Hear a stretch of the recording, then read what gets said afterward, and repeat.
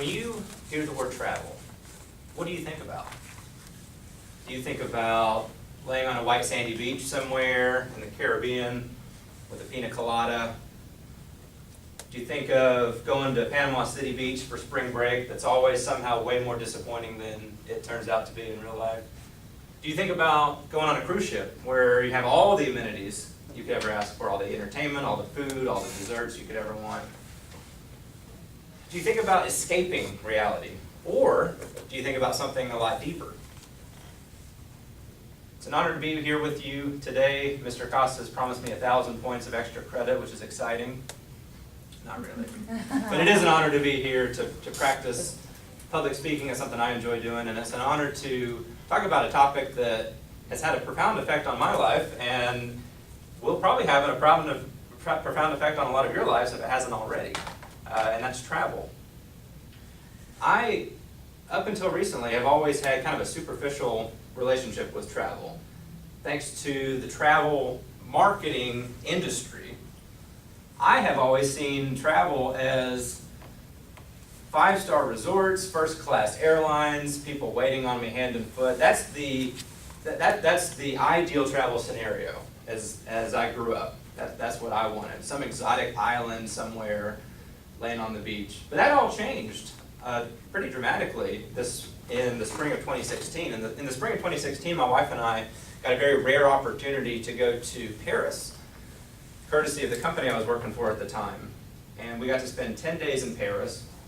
We had no idea how to plan for that. How do you spend 10 days in one of the greatest cities in the world?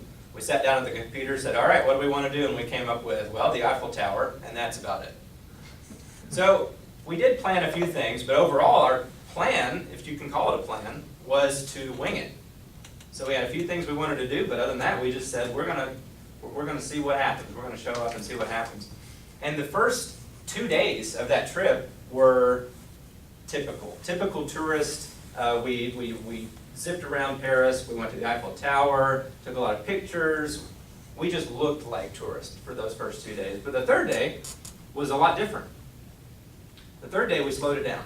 And the third day we went to the Louvre Museum, which is one of the most famous museums in the world. We decided to spend the whole day there. And something strange happened. We enjoyed slowing down. We enjoyed looking at the art. What we used to do was pick out what we liked, what we didn't like, zoom to the next section of the museum, like this, don't like this, but we actually looked at the art and we said, why do we like this? What was the artist trying to achieve with this painting? What was the era that he or she was trying to convey? And as the day went on, what we learned is we really appreciate art.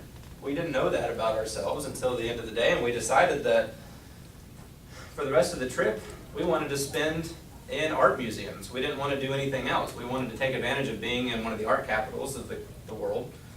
And so that's what we did. And days 4, 5, and 6 went by, and we started immersing ourselves more and more in these art museums and having these deeper conversations about worldviews of these artists. What were they trying to achieve? And by the end of our trip, 7 days, 8, 9 days out, I decided I want to be an artist. I want to do what these people are doing. Now, I didn't want to paint because my painting skills have not evolved since I was finger painting in 2nd grade. But what I discovered is that I love to write, and I was reminded of that in that trip. That is my art form of choice. I love to write, I love to journal. And when we got back into the States, I made a commitment to myself that I was going to start writing every day, start journaling. And for the most part, I've stuck to that. And since we've gotten back 2.5 years ago, I've been published several times.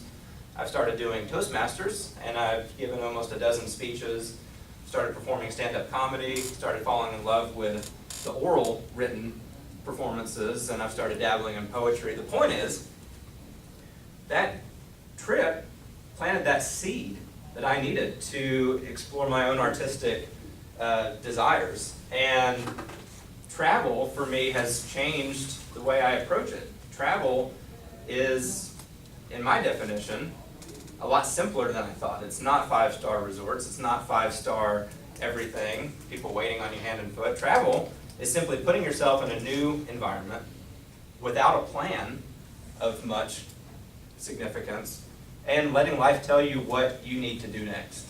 It's basically having an open mind and putting yourself in a new environment. And what I've learned is I've traveled more in the last 2 years than I have in my entire life.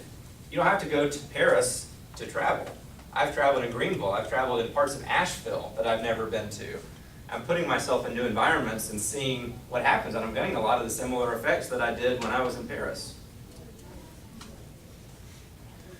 The benefits of travel are that you don't know what the benefits are. It's a really abstract mindset you have to have when you travel. You don't know what you're going to get out of it until you do it.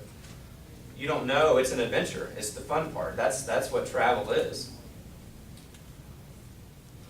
My advice is put it on your calendar. Say, I'm going to travel to this city next Thursday, just for half a day, and see what happens. So my question for you is, where are you going to travel next? Thank you for having me.